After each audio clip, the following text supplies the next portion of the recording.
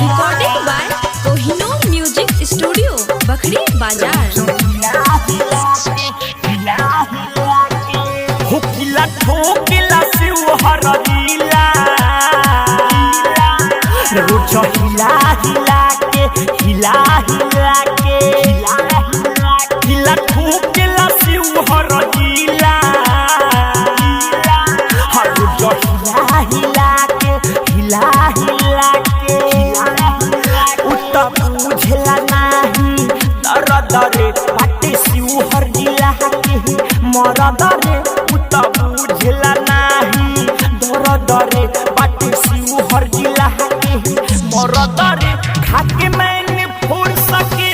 गोली रे खाके मैंने फोर्स के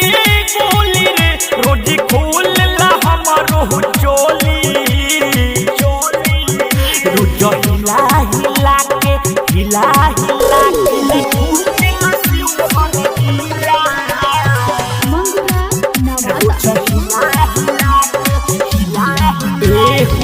कोरा में हमरा के भरल चाहेला डबल चाहे दुनु बहमगे पहिला आइल बारू शिवहर जिला अब देखा दी दम रे अरे सुना ना कोरा में हमरा के भरल चाहेला डबल चाहे दुनु बहमगे पहिला आइल बारू शिवहर अब देखा दी दम रे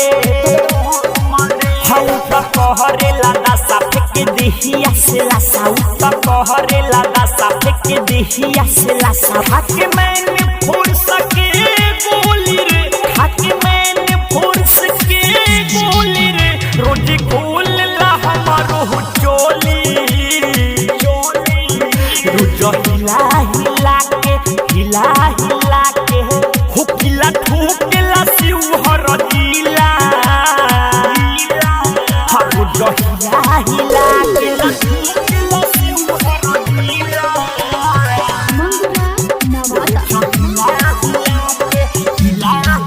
अनिल आनंद फिरा में रहे कहे पुरुषोत्तम माल रे रोहित विकासवा शिव मावा दिलीपवा हरिला गोरी गोरी गाल रे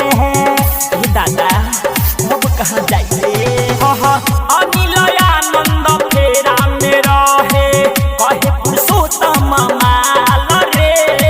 रोहित विकासवा शिव मावा दिलीपवा हरिला गोरी गोरी गाल रे